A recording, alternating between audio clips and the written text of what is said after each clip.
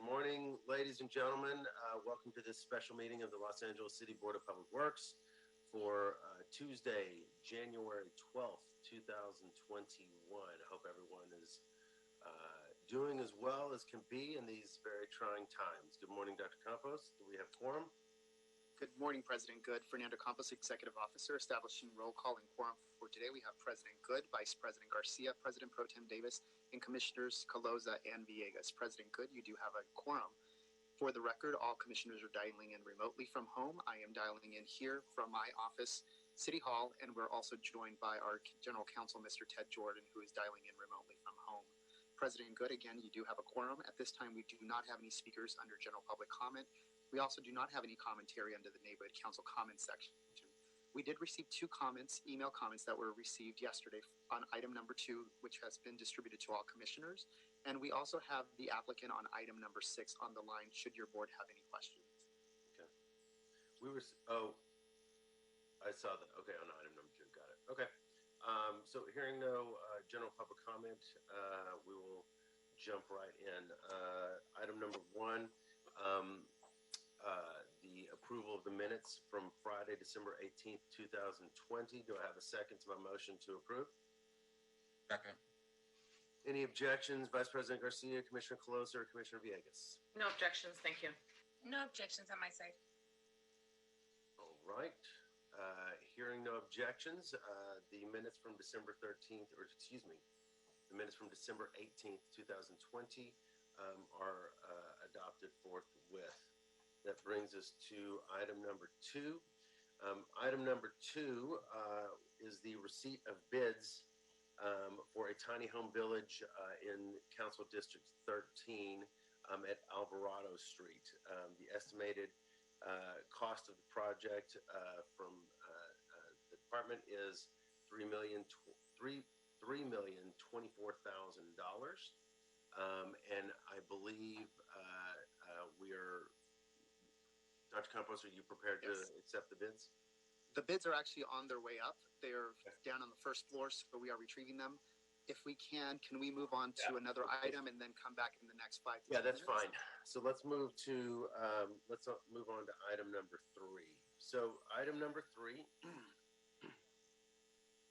is is in Council District 7. This is Safe Clean Water Regional Transfer Agreement, Oro Vista Local Area Urban Flow Management Project. We have several of these, as you know, colleagues, on today's agenda. This is recommending the board, 1, approve and forward this report with its transmittal to the mayor and city council to authorize the president or 2 members of the board and the director of the Bureau of Sanitation or designee to approve the Oro Vista Local Area Urban Flow Management Project Regional Transfer Agreement between the City of Los Angeles and the Los Angeles County Flood District or Flood Council District for the transfer of safe, clean water regional program funds. 2, authorize the director of the Bureau of Sanitation or his designee to accept SCW, Safe Clean Water Regional Program funds, to conduct all negotiations, to provide additional information, and to execute and submit all documents, including but not limited to applications, agreements, amendments, and addenda, subject to the approval of the city attorney as to form, which may be necessary to secure funding with respect to the implementation of the project. And finally, 3, recommend electronic signature and execution of the transfer agreement without any use of wet signatures. Upon electronic signature and execution by the board, request the city clerk to attest and certify the electronic copy of the agreement. The city clerk and the board are each to retain a copy of the signed transfer agreement. Dr. Campos, who do we have presenting today? Is it Sheila Bryce? Miss Sheila Bryce, you got it. Good morning, Miss Bryce. How are you? Good. Good morning, President Good. Good morning, commissioners, executive officers. I'm actually here for items number 3, 4, and 5 because they're all Measure W Safe Clean Water Program projects. And I have here also the project managers for all of these projects in case you guys have specific questions. And so, but I want to provide a brief overview of the Measure W process and our, board report recommendation. So as we all know, Measure W was passed November 2018. It contains the municipal and the regional. These projects refer to the regional program. And so in its first year, Elisan was successful in getting 6 of its projects funded under the regional program. The regional program is awarded on a competitive basis based on the water quality, water supply, and community reinvestment benefits. And so for these 3 projects, the Oro Vista Local Area Urban Flow Management Project, the next project, item number 4, which is the Wilmington Q project, and the third project, which is a scientific study, the zinc recalculation study. They're all awarded, fully funded projects. The other 3 remaining projects will be before the board too at your Friday meeting. So in order to receive the Measure W funds, we need to sign and execute the transfer agreement. And the transfer agreement was approved as to form by the City Attorney's Office. The template was also approved by the LA County Board of Supervisors for use by all regional program projects. And so in order to receive the funds, we need to sign and execute. So specifically, we are recommending, similar to grant agreements, to forward these reports to the City Council and the Mayor's Office, and for the President Good or 2 members of the board to sign, and the General Manager of LASAN to sign the transfer agreement. After the signature, we send it to the district, and after 45 days of signing by the district, the city will receive the money for each of the project. And so that provides a brief summary of the process. And if you have any questions now regarding the process, or I can turn it over to the project managers for each of these projects if you have specific questions. Well, thank you, Sheila, very much. Colleagues, I'm going to assume we would like at least a brief. I mean, there's been an enormous amount of work put into this, obviously, and Measure W is going to be, Measure W already is, thanks to folks like Teresa Villegas, going to be a game changer for this city and region. So let's ask the project managers to give us a quick, and we can, doesn't need to be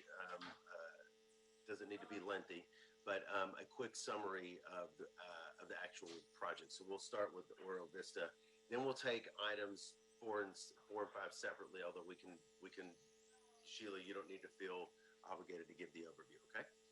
Thank you. Great. So, project manager for Oro Vista. Good morning, President Good. My name is Alfredo Magallanes with LA Sanitation. Again, commissioners, city attorney, executive officer. I'm the project manager for Oro Vista as well as the Wilmington Q you'll hear on the next item. Oro Vista basically is a $10.5 million project in CD7 along in the community of Sunland, Tahanga. It's a linear project that will be installing dry wells as long as the green infrastructure bioswales along Tahanga Boulevard. It's intended to address bacteria and metals in the upper Elliott River. It has a 1-year funding. The year 1 funding is 2.1 million that the city will be receiving. And again, it will be installing 14 dry wells, an additional 1,400 feet of a new storm drain, 13 catch basins with appurtenances. It will be providing new trees, 36 new trees, 12,000 square feet of permeable sidewalk, and approximately 4,300 square feet of native vegetation. That's basically it in a nutshell. I mean, if you have any specific questions, I can address them. So thank you, Alfredo. To put it in Flintstone terms, this is one of the this is one of the projects that address, I mean, one of the 3 key objectives here, which is flooding, particularly in the Northeast Valley. Correct? Correct. Yes, will address water quality. It will address the flooding issues experienced in this area, as well provide the community benefits required under Measure W. Thank you very much, Alfredo. Colleagues, questions or comments? We'll start with Vice President Garcia. Good morning, President Good, and good morning to everybody on today's meeting. Thank you for your report. Alfredo, I have a quick question regarding this project. I know you said community benefits. Will there be like an open space? I mean, I caught that 14 dry wells, 13 catch basins, um, new 36 trees, but is there going to be a park? Is it going to be, what is it going to look like? No park. It's basically a linear project on the street. It will be taking hardscape, meaning concrete off the sidewalk, and installing bioswales along 1,200 linear feet of Auto Vista. Uh, yeah, and predominantly, like President Good was saying, Auto Vista has a flooding issue, so that would be one of the biggest benefits of this project. And again, this is an area with no storm drain infrastructure, so this project as well will install a new storm drain and catch basins for this community. Oh no, I definitely agree. I'm happy to hear that, and anytime we can have that in the valley, it's greatly appreciated all around the valley because when it rains, we get a lot of flooding out here. I was just wondering if there was going to be some kind of open space or some type. What is the community benefit that you're talking about?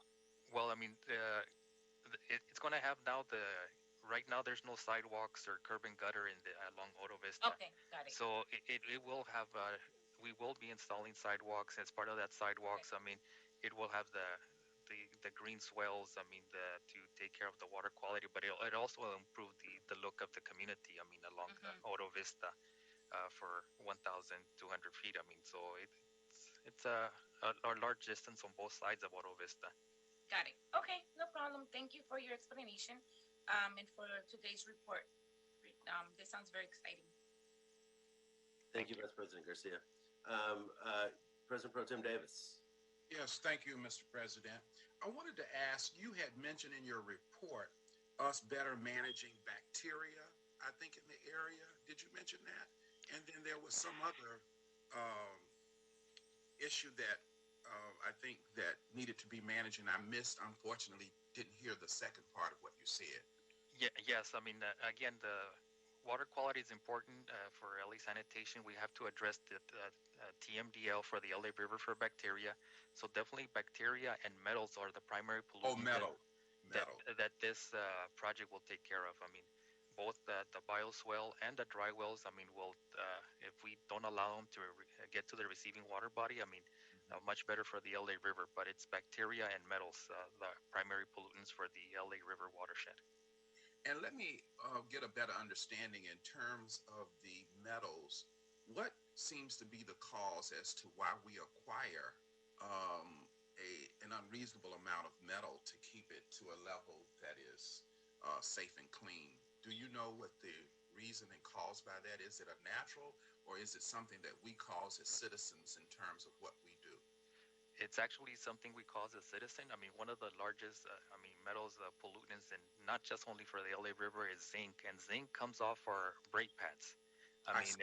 And as we know, we have a lot of vehicles in the city of LA, or in general in Southern California. So a lot of that zinc wears off your brake pads, ends up in the streets, and like they say, the first flush when it rains washes everything into Got the it. receiving water body, and it's again not helpful for the critters living in the LA River, in the bay, and so forth. Well, certainly this is probably not directly related to the project, but have there been, to your knowledge, any measures that we have advocated to help us to decrease this threat to our waterways, such as in terms of the materials we use from brake pads, etc.? Have there been efforts that you are aware of professionally that has caused us to change our behavior in terms of what we do in that regard? Well, one thing that is happening is, I mean, at the state level, we have the brake pad partnership, which again will reduce the metals coming off of brake pads. I mean, at the manufacturing level, we want to have the manufacturer reduce or eliminate zinc from the brake pads. So it's a multi-year effort that has passed, and it's a statewide effort. We anticipate maybe in another, I mean, decade it's going to take several years for this uh, to realistically see it in the water body. But the BrickPad partnership is one of the uh, best efforts that we have. I mean, that will drastically change contribution as it comes from the transportation industry. Metals, I mean, we do have, I mean, as you know, we regulate industries. I mean, there a lot of the permits now that are being promulgated by the state or the local regional water quality board incorporates these TMDLs. I mean, the pollutants for the watershed.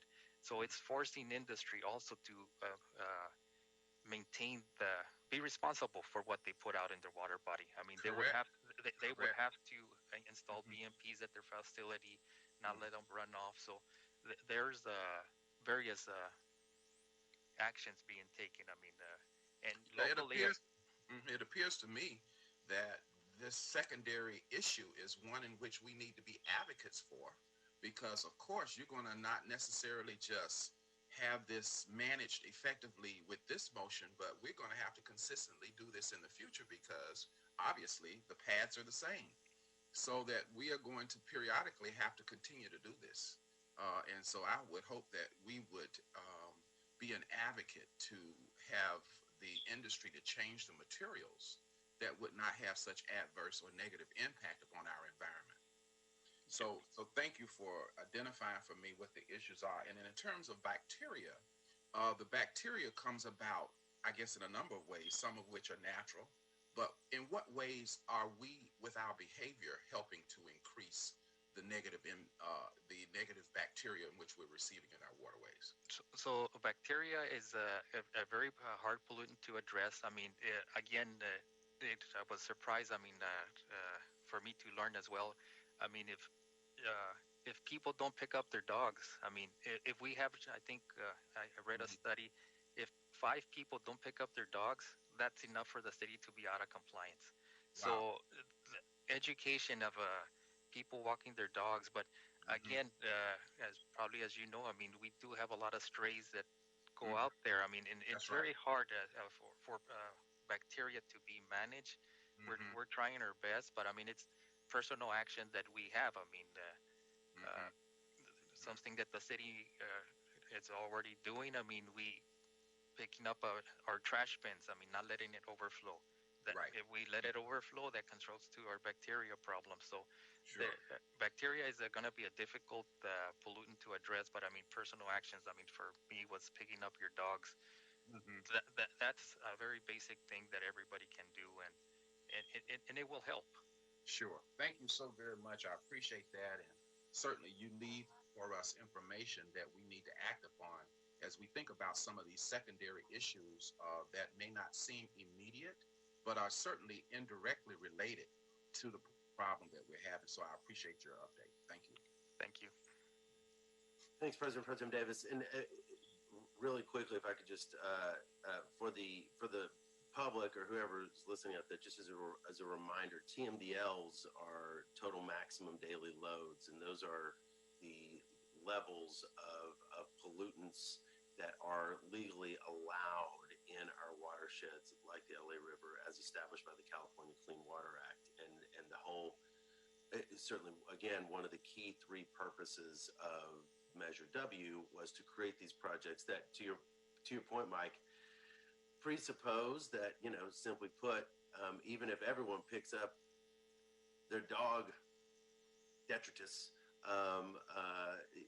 there's still strays out there, and so we need to create projects to sort of capture that water, clean it naturally before it actually gets to the river. So, those are really good questions, Mike, and it's true. Maybe we need to run a dog poop campaign. We should talk about that. Um, all right, Commissioner Closa. Thank you, President Good. That was a tough one to follow from Dr. Davis. I just have 2 quick questions. I really appreciate the information I've heard so far in your presentation. Um, for the timeline for this, it's so the completion for this project would be, is it 2026? Since this is a 5-year project, or can you just briefly kind of elaborate what the what the timeline would be for completion. For completion, tentatively, we have it 2024. So, like it's mentioned this year, we're going to be receiving money. We're ready to start the pre-design and design. Though we anticipate that to be a 9-12 month effort. Construction, probably 14 to 16 months. So that puts us, I'm saying on the safe side, I'm going to say 2024. It might be as early as 2023. Got it. And then funding for the fifth year, is that just for maintenance? So funding for the regional program, as it was decided on by executive management, like I said, this is a $10.6 million project. In order to be more competitive in the process, we took a linear approach by dividing the 10.6 for 5 years, which is the maximum amount allowed under Safe Clean Water. So it just equally divides the funding. It doesn't mean that the project is going to be 5 years. Sanitation is prepared to supplement those years where we're going to be needing more money for construction. But at the end of the 5 years, everything zeroes out. But it was more of a being competitive to obtain the money for the project. Okay.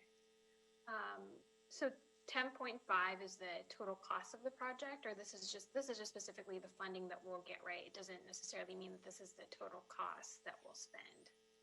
No, this is the total cost that we anticipate. I mean, it doesn't account for the O&M that we will be asking in future years from the county Safe Clean Water program. Okay, got it. And then just a last question for me.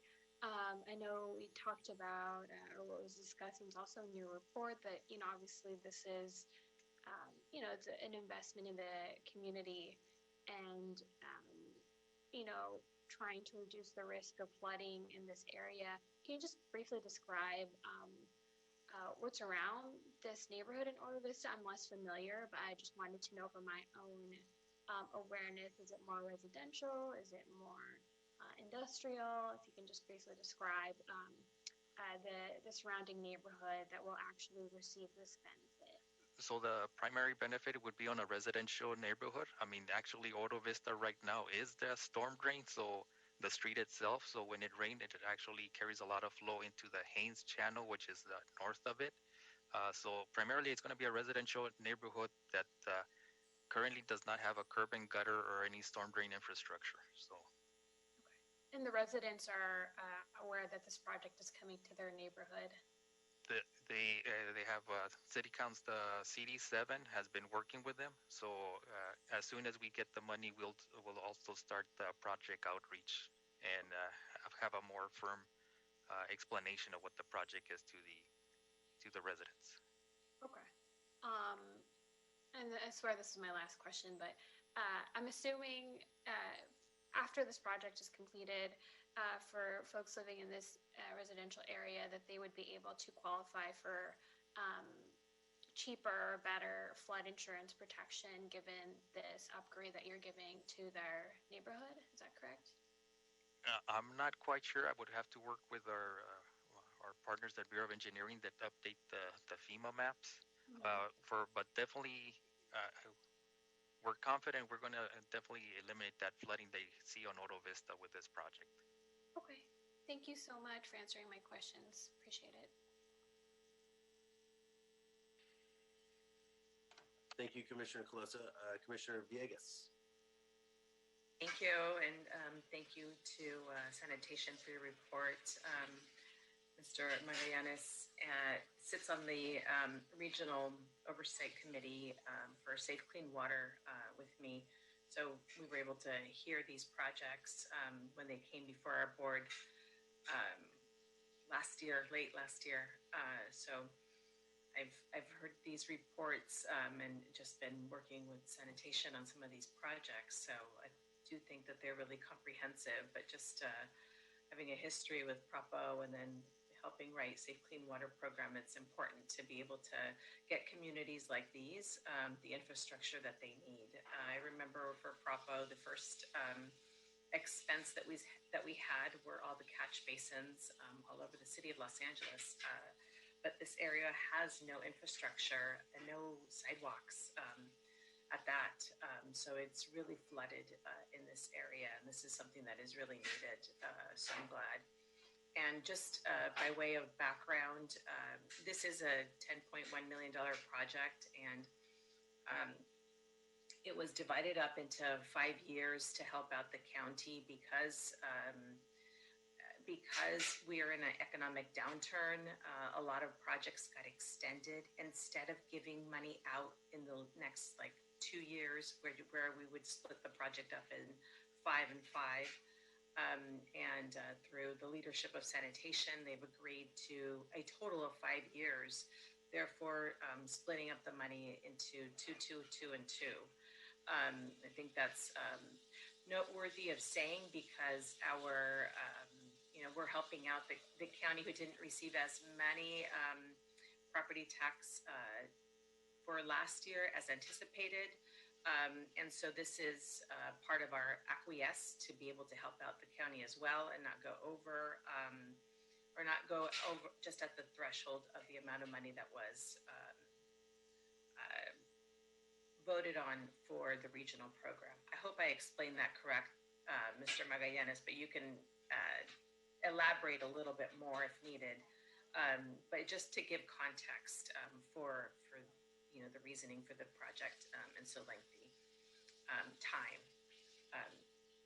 I don't have any questions. I'm glad that we're at this point now, and we'll be receiving these funds, over the next 2 to 3 months. Thank you. Thank you, Commissioner Villegas. Yeah, and for everyone's edification, sanitation will go back each year to basically sort of reapply, but that's based on the fact that property taxes are dynamic, and so they can't award appropriate money that's not there yet. It's annual money, but yeah, that was great. Thank you for that explanation in terms of the work with the county on this. So I have no further questions. Do I have a motion to approve? So move. Thank you, President Pro Tem Davis. Do I have a second? Second that. Thank you, Commissioner Villegas. Any objections, concerns, or epiphanies? Commissioner Coloso, Vice President Garcia. No objections on my end. Thank you very much. All right. Hearing no objections, the item is adopted forthwith. Thank you very much, Alfredo. Since we're on this track, Dr. Campos, I'm going to go ahead and hear. We're going to go ahead and hear 3, 4, or 4 and 5 as well. So, Sheila, are you back?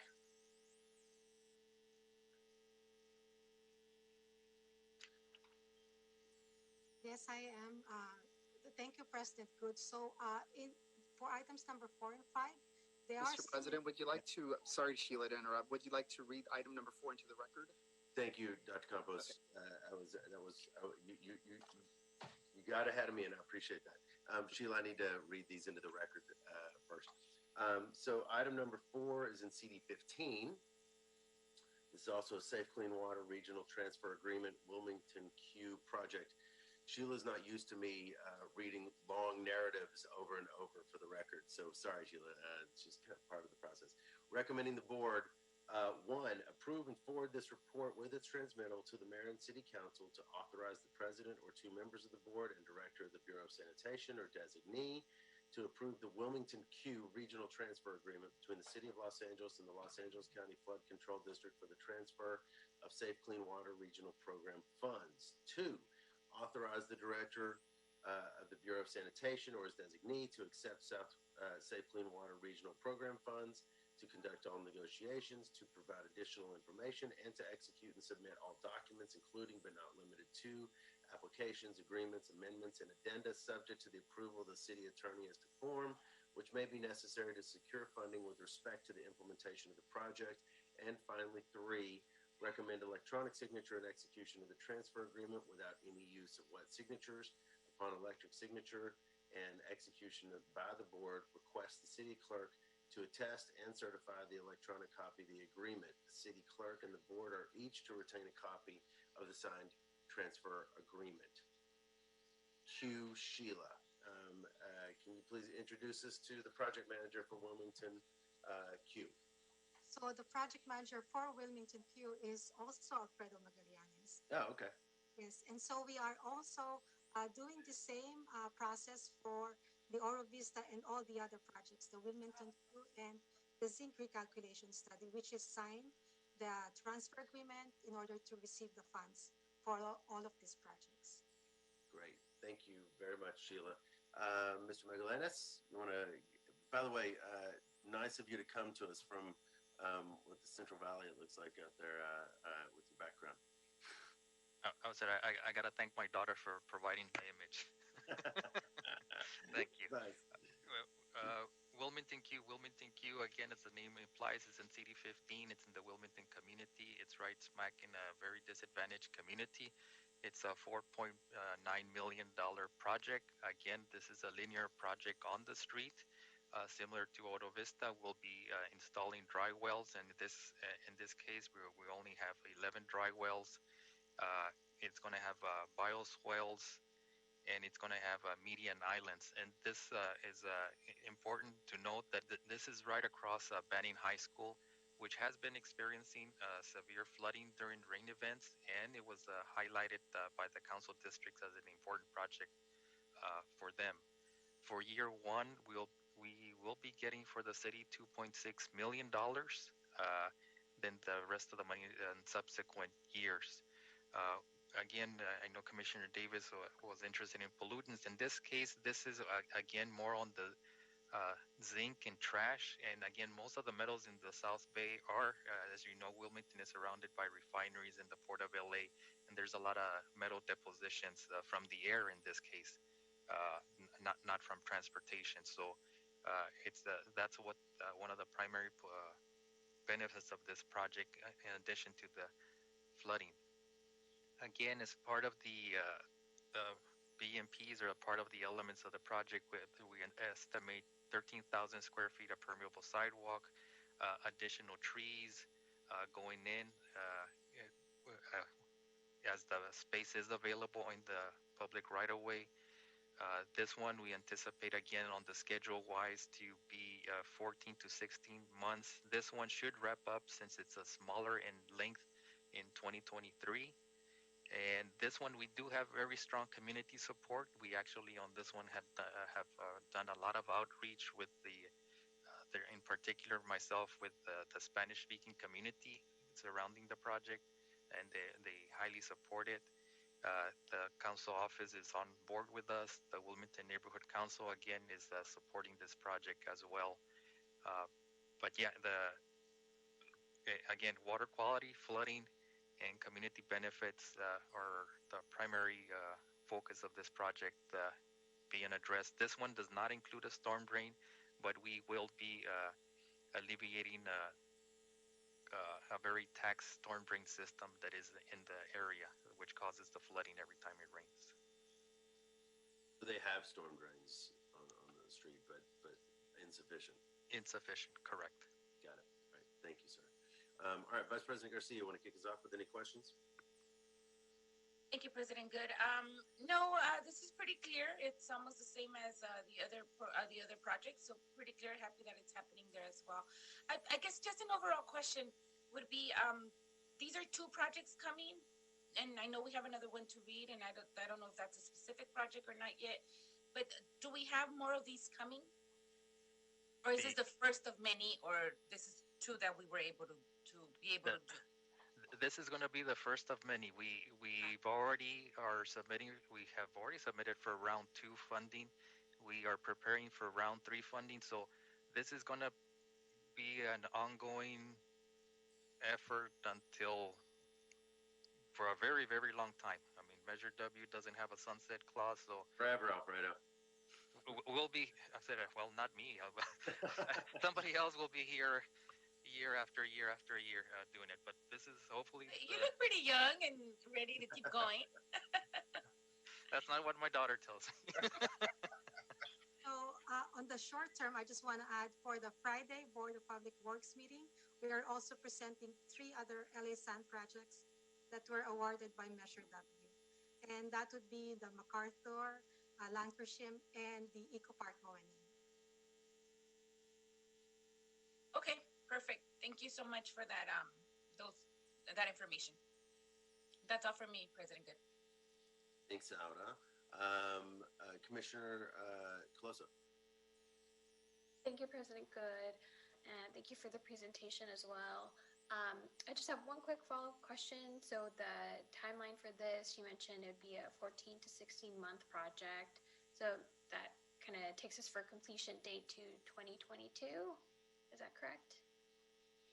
That would be the ideal. I said 2023 to play it safe, but this being a much smaller project and shorter length, we should wrap it up much sooner. So 2022, 2023. Okay. Thank you. Thank you, Commissioner Coloso. President Pro Tem Davis. No questions for me. Thank you. Thank you, sir. Commissioner Villegas. Thank you. I'm just going to provide a little bit of context. What we have before us today are the projects for the regional pot of money from the Safe Clean Water Program. We will also be reviewing and approving projects for the municipal pot. That's all of what all taxpayers put in from the city of Los Angeles, what our local return is. So these projects are coming from, and Sheila mentioned that as well, but I just thought I'd emphasize it one more time. So no questions from me. Thank you. Commissioner Villegas, do I have a motion from you to move this forward? So moved. Thank you. All right, thanks. Do I have a second? Second. All right, such enthusiasm. We've got seconds from President Pro Tem Davis and Vice President Garcia. Any concerns or issues, Commissioner Coloso? None. Thank you. All right. This also seems like an outstanding project. Alfredo, thanks for the great work and including the outreach. So hearing no objections, this item is adopted forthwith as well.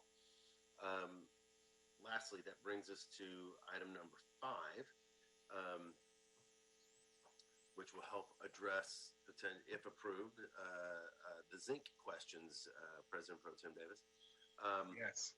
This is another Safe Clean Water Regional Transfer, our final Safe Clean Water Regional Transfer Agreement, zinc recalculation study, recommending the board, 1, approve and forward this report with its transmittals to the mayor and city council, to authorize the president or 2 members of the board and the director of the Bureau of Sanitation or designee to approve the zinc recalculation study regional transfer agreements between the city of Los Angeles and the LA County Flood Control District for the transfer of Safe Clean Water Regional Program funds. 2, authorize the director of the Bureau of Sanitation or his designee to accept Safe Clean Water Regional Program funds, to conduct all negotiations, to provide additional information, and to execute and submit all documents, including but not limited to applications, agreements, amendments, and addenda, subject to the approval of the city attorney as to form, which may be necessary to secure funding with respect to the implementation of the project. And 3, recommend electronic signature and execution of the transfer agreements without any use of wet signatures.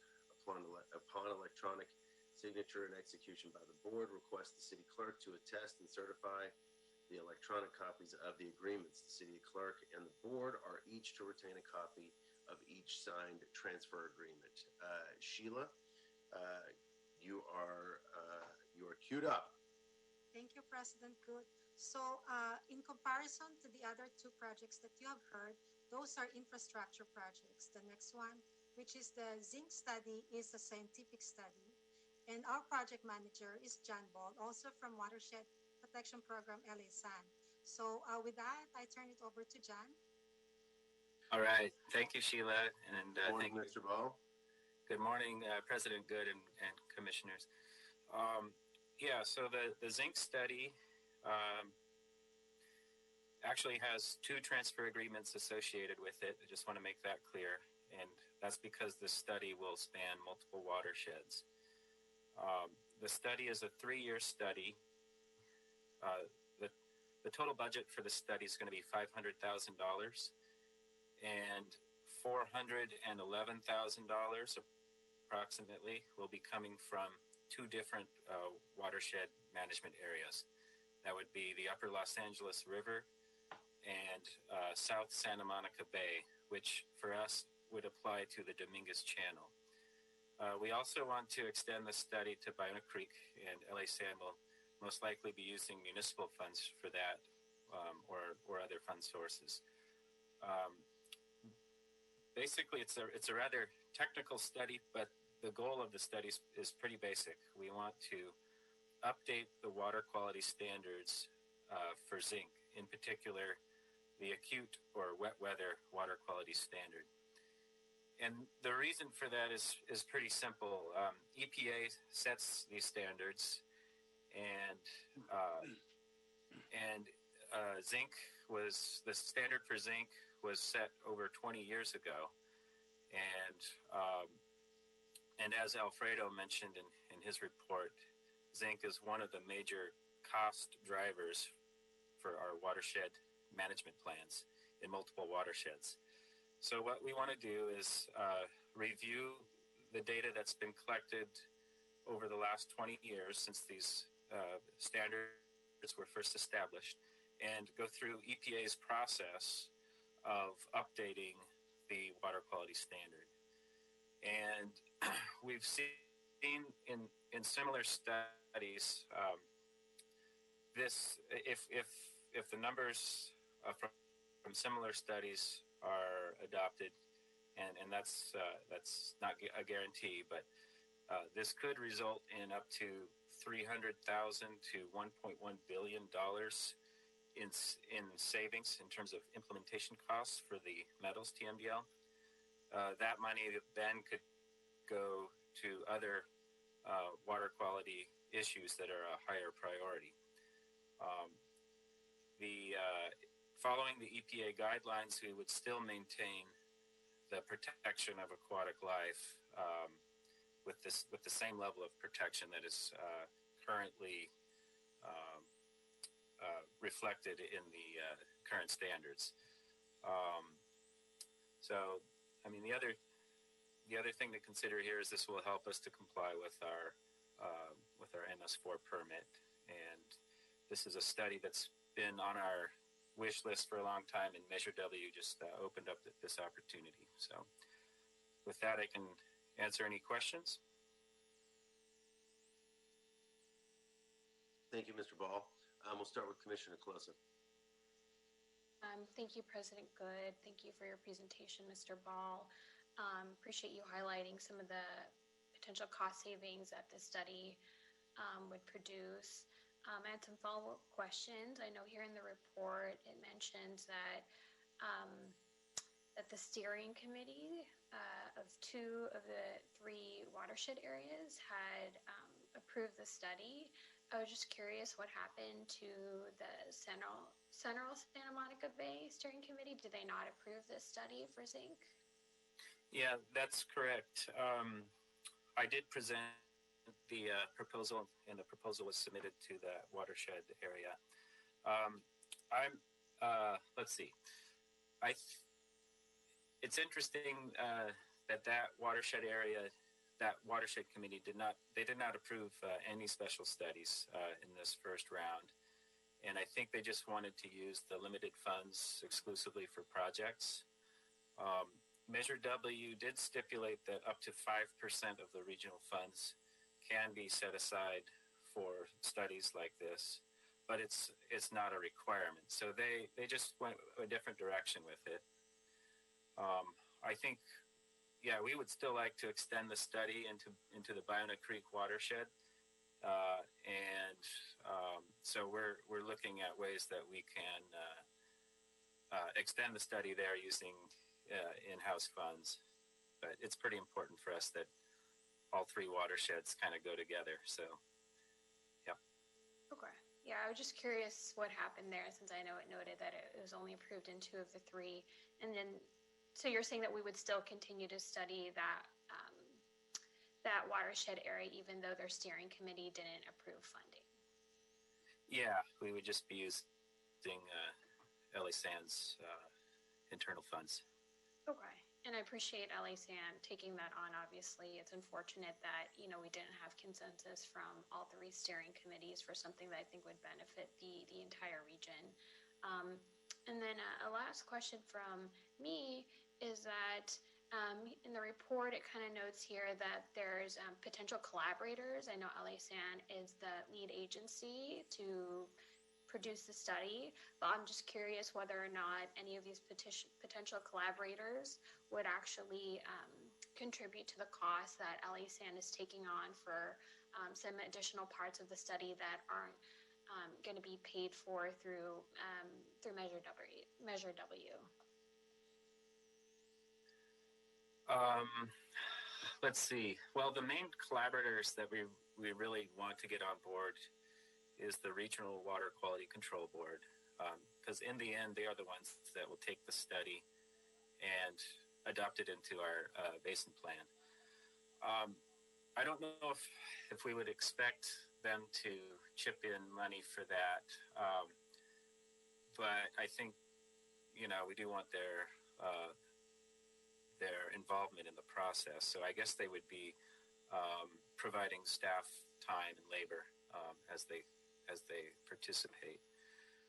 And then the other, I think, getting stakeholder involvement is really key anytime you're dealing with a change to a water quality standard. And so we're also going to make a concerted effort to get the NGOs involved, as well as other permittees. So I think in that sense, there might not be a monetary contribution that we're looking for, but definitely kind of in-kind services through involvement in stakeholder committees. And that is a big portion of the scope of work, is just rounding up these stakeholders. Because of the nature of the study, we'll be hiring a consultant to kind of lead and pursue that effort. Does that answer your question? Yeah, it does. You know, I was just hoping I was trying to understand whether or not there are additional ways to kind of offset. I know LA-SAN, when we see these types of studies, I think takes on a lot of costs, right, to produce these studies oftentimes from what we've seen. And I was just curious to what extent others were pitching in who are also going to benefit from this. So that answers my questions. You know, I don't have anything further to ask you, but thanks for your report today. And, you know, I appreciate the work that you're all doing to produce this study. I think I would say, since a majority of the study is funded through that regional distribution of Measure W, in one sense, there's a lot of people that are paying for it in that sense. Our portion for Biona Creek, I think we could look for some financial support on that, but considering we are 85% of that watershed, it wouldn't be that much money that I would expect to get for that portion. But it's something we'll look into, though. Thank you. Thank you, Commissioner Close. Thank you, John. President Pro Tem Davis.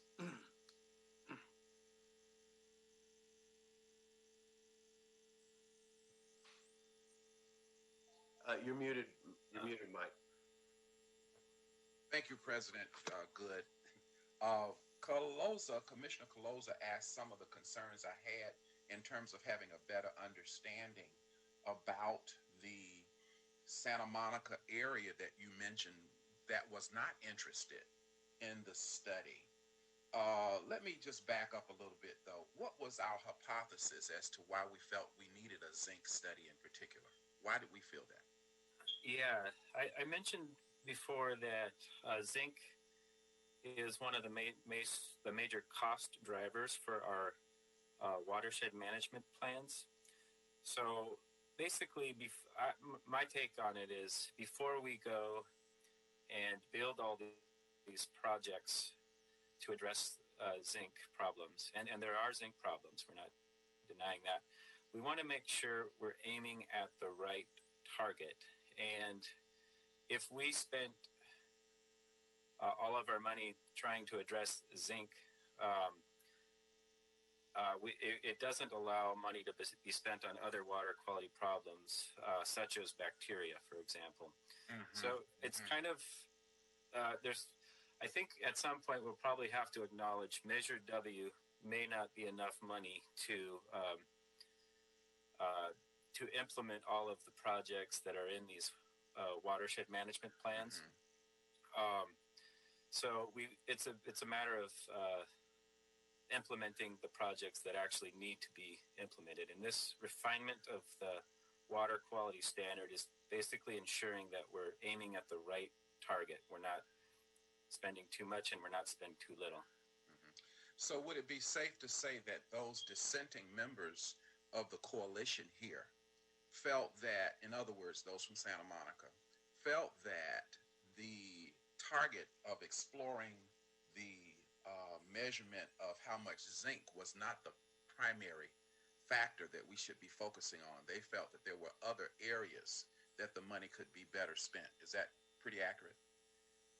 Yeah, I think so. I think part of it may have been there was a lot of attention focused on one particular project, and I feel like the special studies didn't get a lot of airtime, so to speak. That was the Biona Creek dry weather TMDL project. So there was a lot of discussion around that, and I felt like there was a bit of fatigue in considering the special studies, and like I said, there weren't any special studies that were approved. That said, there were some public comments that from, I believe, the NGOs that said they would prefer that these regional funds be given to projects, and that this study was not a priority for them, or they didn't think it was the correct use of the funds. So that could have weighed on some of the members of that committee. Okay. So now, having realized that, we do have out of three, we have two of the other areas that have confirmed and supported our effort to look at zinc. Will the third dissenting group also benefit from the work that we're going to do with the money that will be funded? Yes. Those that are within the Biona Creek watershed, the permittees for the MS4 stormwater permit will hopefully have a better chance of complying with their permit requirements. I think also the people implementing projects in the Biona Creek watershed in particular, they will benefit by knowing which projects need to be implemented to address zinc and which ones probably don't, or maybe a project requires a different type of treatment that would address, say, bacteria as opposed to something like zinc. So it could be benefiting from information like that. I see. I would suspect that bacteria and metal, even though we're not dealing with that, are also some of the byproduct concerns that come in this area as well, as does zinc. Is that correct? Yeah. When we talk about the scope of work and when it's going to be done, given the fact that we have gotten the support of two of the three areas to take this Measure W money, and move forward with the study of zinc, when in fact do you anticipate that we would begin to do this work? Well, I mean, this funding is to start the study, and we would get the study rolling right away. I see. I think the timing is interesting because several watershed groups are required to update their watershed management plans. Sure. And updating the water quality standard could affect how those plans address zinc. If it's not in this round of those updates, it would happen in future adaptive management of our watershed plans. So the study will have to go through the Regional Water Quality Control Board. Once the new standards or updated standards are established, then it gives a new target for the watershed managers to aim at. So it's not overnight. It won't change things, but it will have pretty big effects down the road. So overall, I guess we can conclude that zinc is one of the dominant factors in this watershed area that needs to be addressed, even though we had a dissenting third of the membership, if you will, that felt differently. The majority, though, felt that zinc would be a major issue that needed to be addressed. Is that pretty accurate? Yeah. Yep. This study would just basically refine the target that everyone would agree needs to be aimed at. So it's possible that the standard is set too low right now. So the fear then would be that we spend too much money on zinc and we miss other high priority items. Okay, one final question here. Were there any other secondary issues for which each of the three areas had a consolidated commitment and belief was priority? In other words, if we looked at metal and black, you know what I'm saying. You know my question. Bacteria and metal, for example. Yeah, I mean, there's... have 3/3 on that.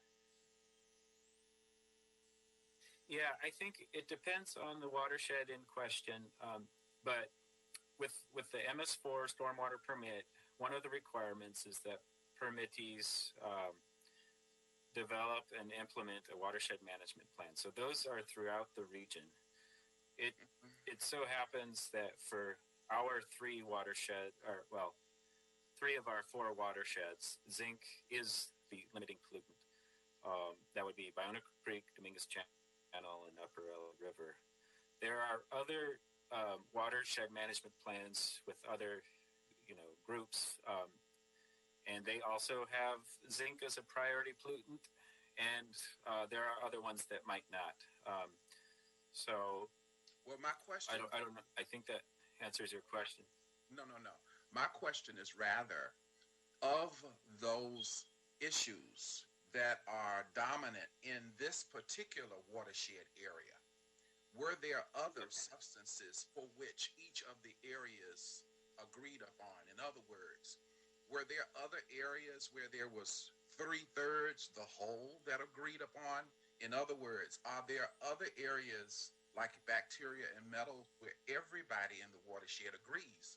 We've already discussed in this motion that there is 1/3 that does not agree that zinc is a major factor, even though the other two do. They are the majority, and I realize that. But I was curious as to if there were other areas that they all agreed on that could be explored in the future as well. I was just curious about that and wanted to know then, if that were the case, why did we choose zinc versus those other things in which they all agreed upon? Yeah, it's interesting. There's several studies being proposed in round 2 and in round 3 as well. And one of the other big ones that is being proposed is a regional pathogen study. So bacteria is definitely high on that priority list. Really, zinc, metals, and bacteria are the two big cost drivers kind of throughout the region. So there's a lot of desire to study those two compounds. Now, what did you say caused the zinc in this watershed area? Yeah, Alfredo was talking about that. Zinc is found in galvanized materials, so there's the galvanized roofs, chain link fences, those kind of things are throughout the watershed. Probably, and the one he was alluding to was tires. Zinc is found in automobile tires. It's part of the vulcanization process, if I understand correctly. That is a big source. So then from the transportation, from the tires on the road, it manifests itself out into our watershed area. Is that right? I think so, yeah. Okay. Well, that's a hard one for us to change our behavior on, because our vehicles definitely need rubber on the road, and I don't see any alternative to change our behavior to help the system on this one. Yeah, it's true. Alfredo mentioned the brake pad initiative, and that's a success story, which actually applies to copper, which is another metal of concern. And that's a case where they're basically pulling copper out of the formulation for brake pads. I don't know of anything being pursued for car tires for zinc. Right. Yeah, I've not heard of any. But yeah. Okay. So that's a tough one. Well, thank you for the motion and appreciate your update. Thank you. Thank you. Thank you, President Pro Tem Davis. And I guess that's why we're doing, that's why it's crucial to do these projects, right? Vice President Garcia? Thank you, President Good. I do not have any questions. Commissioner Davis has asked very good questions and thorough on all of this. Thank you, Mr. Ball, for being so thorough with your explanations as well. Thank you.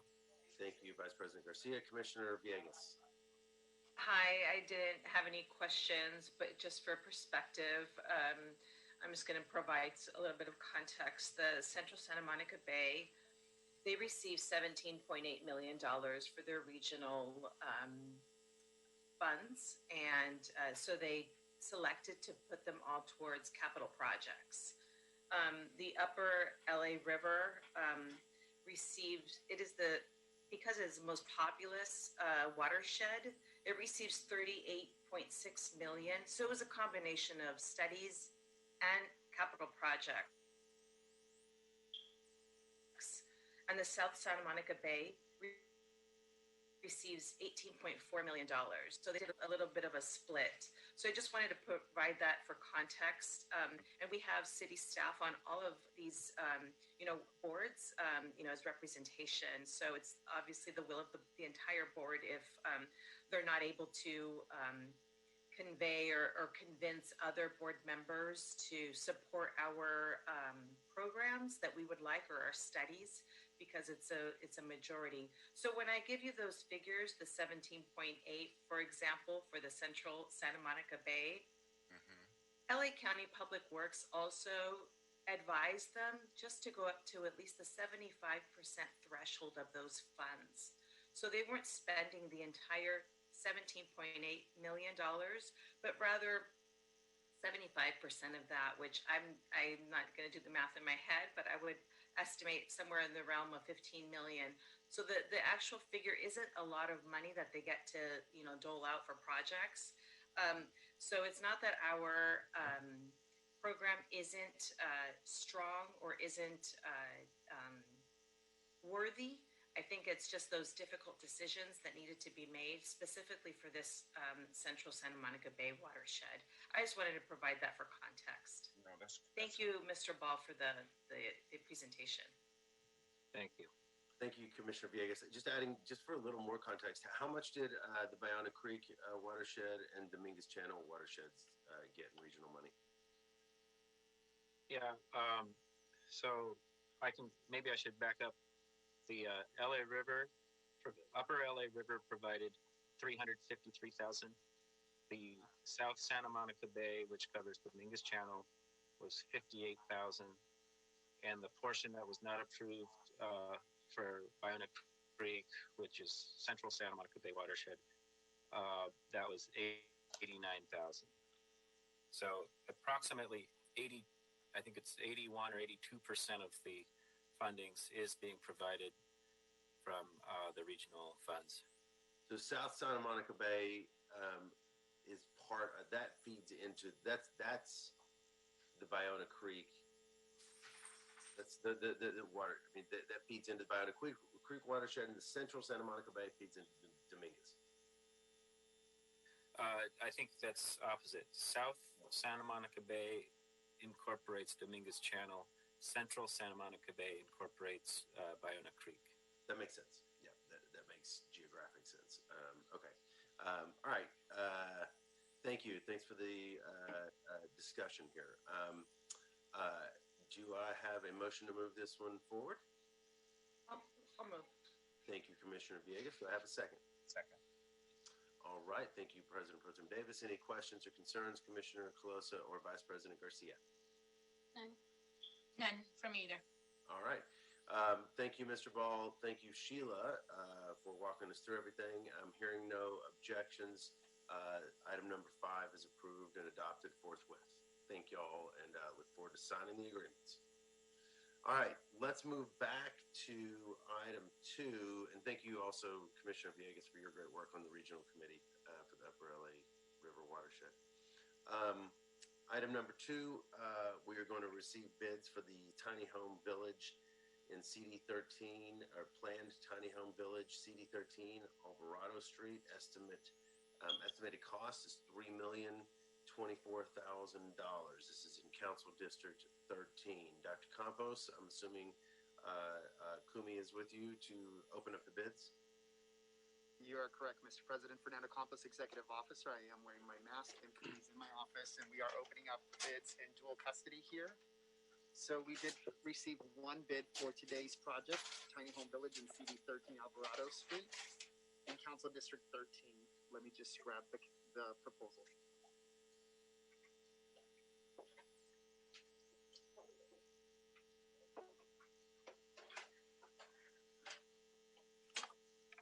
Thank you for that patience, for your patience. The first and only bid received for this project is from Ford EC Incorporated for a total bid amount of $2,481,760 even. That's 2481760 from Ford EC Incorporated. For the record, line item number 16 has been written over, looks like 2 inks. That number is $152,500. It is initialed by the contractor. That's line number 16. Again, this is from Ford EC Incorporated. Mr. President, that concludes the bid openings for today's agenda. Thank you, Dr. Campos. All right, colleagues and folks, we are going to take a 5-minute recess. We will be back at 11. Mr. President, I do need a motion to receive, open, and declare those bids. Oh, goodness. Sorry. Sorry. Do I have a motion to accept the bids or bid? So moved. Bid. Thank you. Do I have a second? Second. Thank you. We have a motion from President Pro Tem Davis. Thank you, Dr. Campos. Motion from President Pro Tem Davis, seconded by Vice President Garcia, to accept the bid from Ford EC. Do I have any objections or concerns? Commissioner Closer, Villegas. No. All right. Thank you all. Hearing no objections, we will receive the bid, and the item is adopted forthwith. So thank you, Dr. Campos. We will take a 4-minute recess, and we will reconvene at 11:20. All right.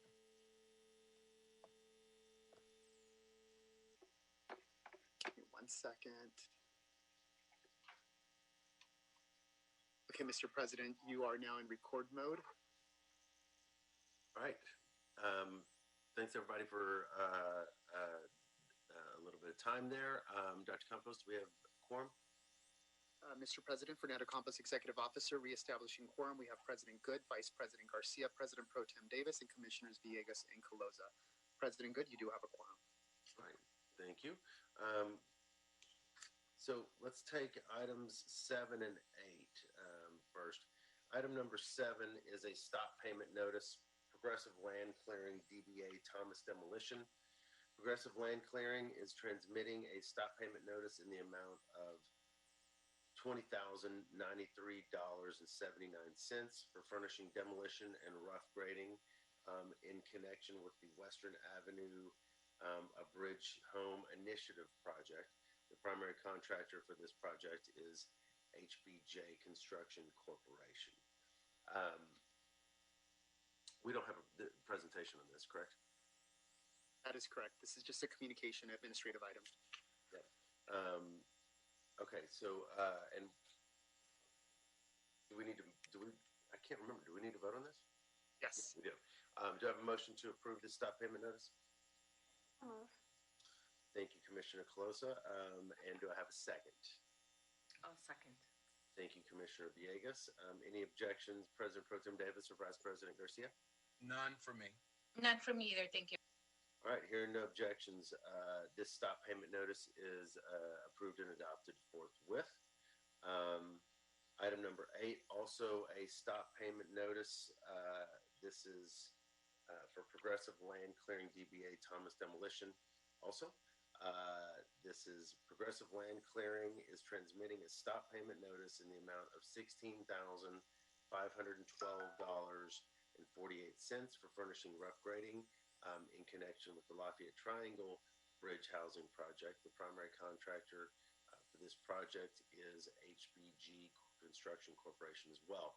I will motion to move this forward. Do I have a second? Second. Thank you, President Pro Tem Davis. Any objections, Vice President Garcia, Commissioner Villegas, or Commissioner Closa? No objections on my end. None for me. None for me as well. All right. Thank y'all. Hearing no objections, this stop payment notice is also approved and adopted forthwith. So that brings us, colleagues, to item number 6. Item number 6 is in Council District 3. This is tree removal, 4238 North Ensenada Drive, recommending the board, 1, find that this project is categorically exempt under Section 15303, Class 3 of the California Environmental Quality Act guidelines, and there is no substantial evidence the proposed project will have significant effect on the environment and is in compliance with the California Environmental Quality Act. 2, find that none of the exceptions to the use of categorical exemption as set forth in Section 15300 of the state CEQA guidelines apply. 3, specify that the Bureau of Street Services Urban Forestry Division, located at 1149 South Broadway, is custodian of the documents or other material that constitute the record of proceedings upon which the board's decision is based. And 4, review and approve the request for a fee permit to remove 3 coast live oak trees. Tree replacements are required. Hector Benuelos from Streets LA is with us, as is, I believe, a representative from the applicant, if anyone has questions. Good morning, Mr. Benuelos. Yeah, good morning, President Good, Commissioners. Hector Banuelos with the Streets LA Urban Forestry Division. We have before us is a request for a permit, a fee permit, to remove 3 coast live oak trees for construction of a 2-story single-family residence at 4283 Ensenada Drive. That's in Council District 3. This is on the outer corridor of the Mulholland Scenic Parkway Specific Plan. It also happens to be within the Garrard Track Specific Plan. The Department of City Planning has approved the construction of the applicant for a single-family residence with a residential floor area of approximately 2,388 square feet. And this is on a vacant lot that measures approximately 5,986 square feet. It has a steep to moderate topography. And in order to construct the home, there's going to be required retaining walls and other soil stability measures. And so we have 5 coast live oak trees on the property, of which 3 are requested to be removed. 2 are directly adjacent to the southern edge of the footprint of the home. And then there's 1 in the footprint of the proposed driveway. And 2 trees, however, will be retained, will be very minor impact to the trees, and they will be retained in place. If approved, the applicant will will replant 12 36-inch box-size coast live oaks on the property. There is room to plant the trees at the rear of the property. So I also want to make mention that the developer, the applicant here, there was some, the division was reviewing the plans and did identify initially that they identified 2 trees to be removed. And so the applicant then returned to the Department of City Planning, and he did obtain a letter of clarification that did acknowledge that there were 3 trees, in fact, to be removed for the construction of this project. And in addition to this, also the applicant is constructing 2 other single-family residences in nearby vacant lots in this area here. However, there are going to be no other additional oak trees removed for neither of the other 2 projects that the applicant is constructing or proposed to construct. If the applicant will be watering the trees for a minimal 3-year period, and the tree replacement will be secured by cash bond to reassure they're liable for the 3-year period. Any questions? But I'm sorry, this is Ted. I'm just going to jump in before the questions just to provide some clarification of what's before the board. So before the board, among other things, is the determination that the project is categorically exempt. If that determination is made, a notice of exemption will almost certainly be recorded. The planning department, as you'll see in the transmittals of the board report, had previously had a notice of exemption recorded when it found the project was categorically exempt. So just for clarification, the project here is the construction of 3 single-family homes. The use of the categorical exemption for the single-family home is the exemption that you're being asked to consider. It does apply, that single-family home exemption, to projects that consist of the construction of up to 3 homes. So there's nothing particularly unusual about that. But just for clarification, the project here is the construction of 3 homes. It just so happens that only one of the homes in that 3-home project is looking at removing protected trees. Also, just by way of clarification, the notice of exemption that was previously recorded for this project, at that time, as Hector indicated, they were looking at the removal of 2 trees. So when a notice of exemption is recorded, if the board approves it, for this action, that I don't want to say error, that fact will be reflected in the new NOE. In other words, that there were 3 trees being removed. So I just wanted to provide that clarification to Hector's excellent presentation here. Thank you, Mr. Jordan. So the notice of exemption only articulates 2 trees. The notice that was previously recorded when the planning department took its action indicated that there would be 2 trees being removed. And as Hector indicated, there was a subsequent documentation in the planning department that there would be 3 trees proposed for removal, not just the 2 that were previously indicated in the NOE. So if the board approves the action today, then a new NOE is recorded.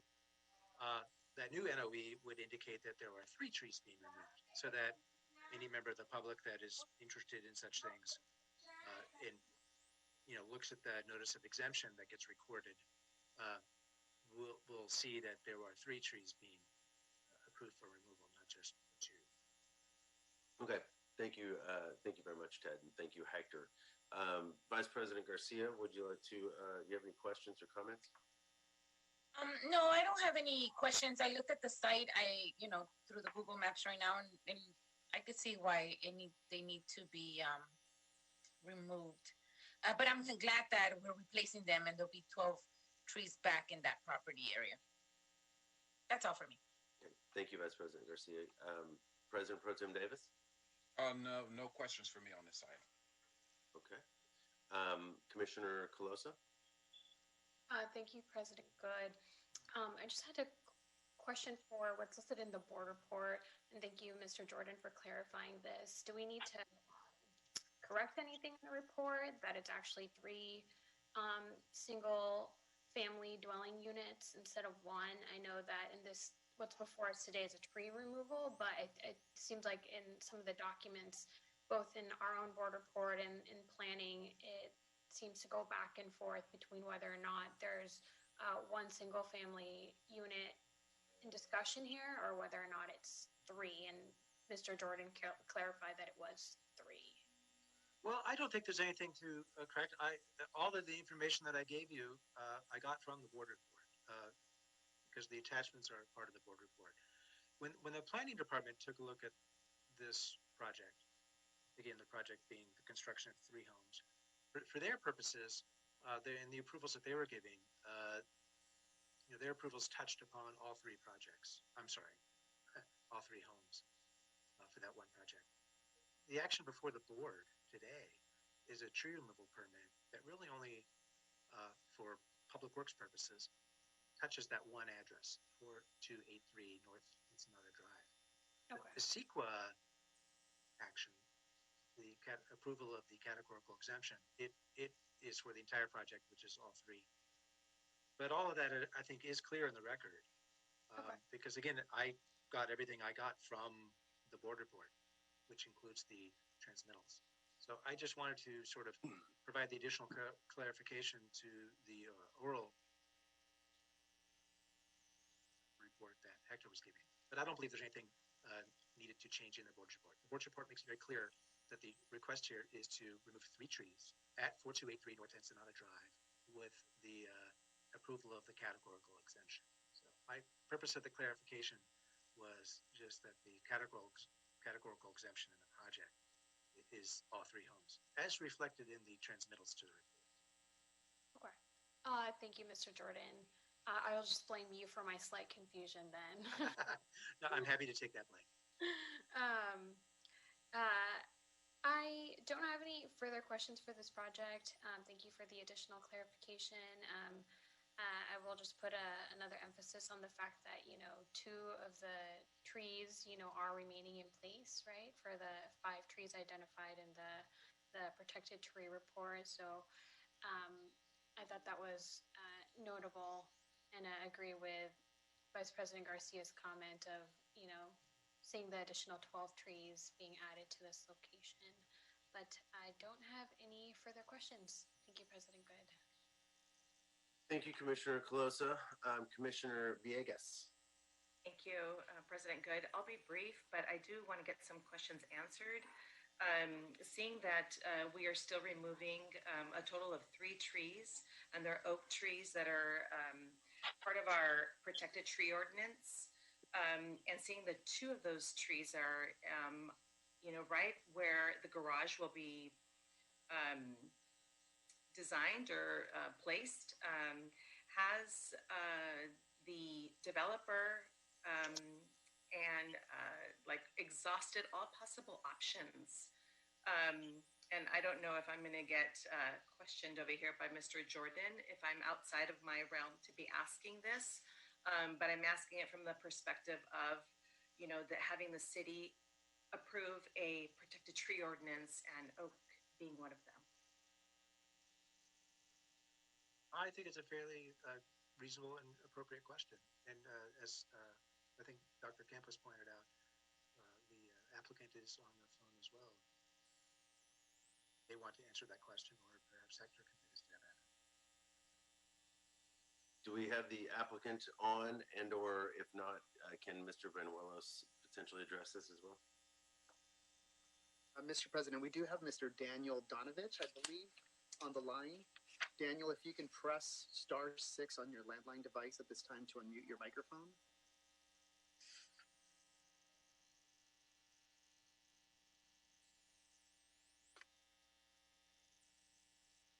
Sorry, that's our boardroom. There's protests outside, so it's coming in through our boardroom.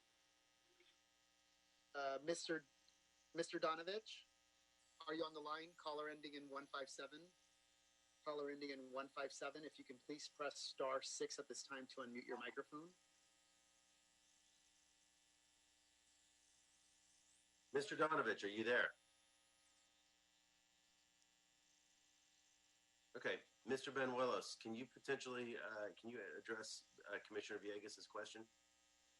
Okay, yes, I've asked that question as well to the applicant. And well, there is a garage there, but it's also part of the 2nd-story structure over where the trees are at as well.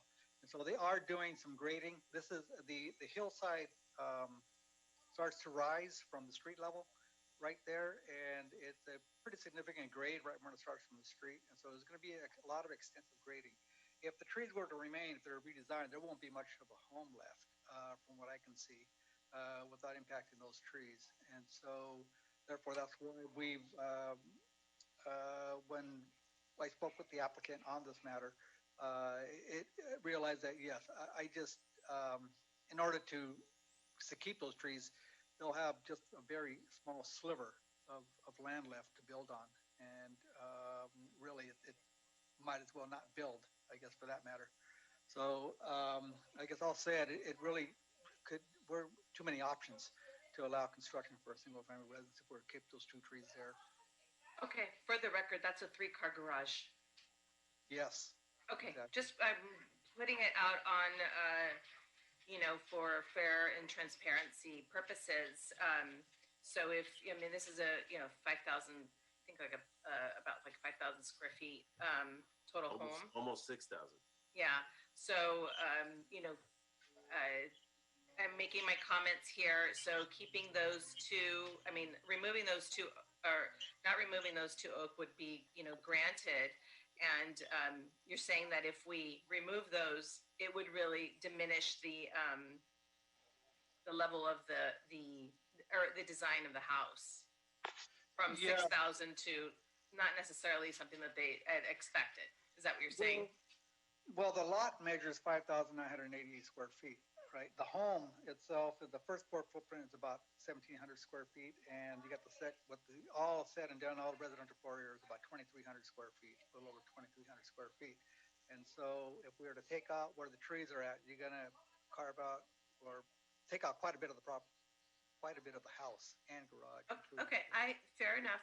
Fair enough. I just wanted to know if we've exhausted all possible options, seeing that is a 3-car garage. Yes, and I tried as well. I tried to make it to where you just have to maybe remove one tree, like see no trees actually. But in order to allow them to build, I mean, I don't think I have the authority to tell the applicants that you can't build your home. No, that would probably lay on our board to be able to do something like that. But we don't go through these exercises or these ordinances for nothing, right? And we do have this oak tree ordinance, the protected tree ordinance. So I just wanted to make, comment on that. I don't have anything further. I just wanted to ensure that we've, looked at every possible option, to be able to, bring, the best option possible for us to vote on. Yes, and I'm not defending the applicant anyway, but I'm defending our recommendations, right, as to the need to remove the trees. If they're, like I said, we always look at ways to perhaps look a way to keep trees, as many trees as we can on property when they're healthy and mature trees. And in this case, I couldn't see a feasible way to keep the trees there by still allowing construction. Commissioner, if I can point out on transmittal number 6, which is one of the planning department documents, there is an indication on page 3 of that transmittal under the section Gerard tract conditions that there is a condition imposed that, and I'll just read from it, in addition to the off-street automobile parking required by section 12.21, 2 additional parking spaces shall be provided for a maximum of 4 total on-site spaces for the 2,388 square foot home. So I don't pretend to be an expert on the planning department conditions, and perhaps staff or the applicant, if you can actually get them on the phone, could explain that particular condition.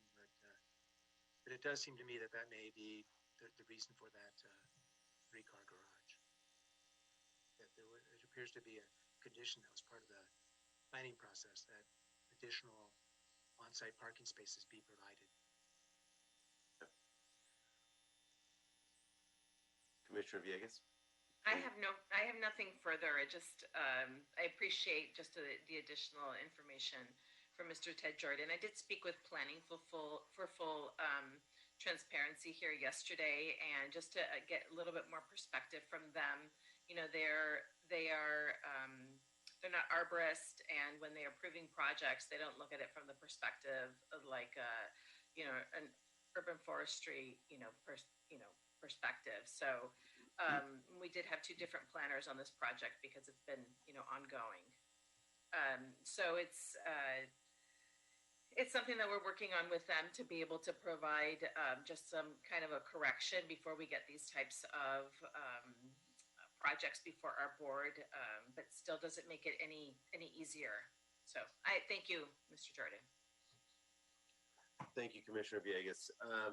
So I'll be quick because I know there's a lot of folks waiting. I will just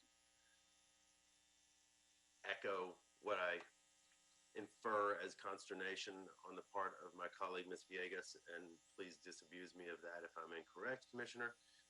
But I'm a limited man with a lay understanding of a lot of things, but I still see 5,986 square feet of property for a 1,758 square foot first floor footprint.